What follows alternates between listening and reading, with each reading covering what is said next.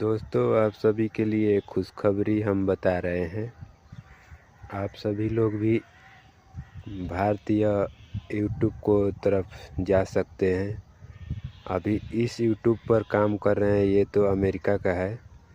और मैं ऐसा एप्लीकेशन एक बताने का प्रयास कर रहा हूँ और आप लोग ध्यान से सुने और उसे जाकर डाउनलोड करें। भारत में वही आने वाला है और यूट्यूब को अलविदा कहने वाले हो सब लोग। तो आप लोग भारतीय यूट्यूब को यूज करो।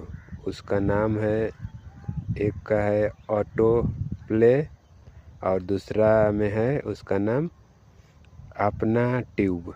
मतलब ये प्ले स्टोर पर जाएंगे तो मिल जाएगा आसानी से, और जाकर डाउनलोड करें, उस पर चैनल बनाएं और इसी तरह का ब्लॉग वीडियो और म्यूजिक जो भी होगा वो बना सकते हैं।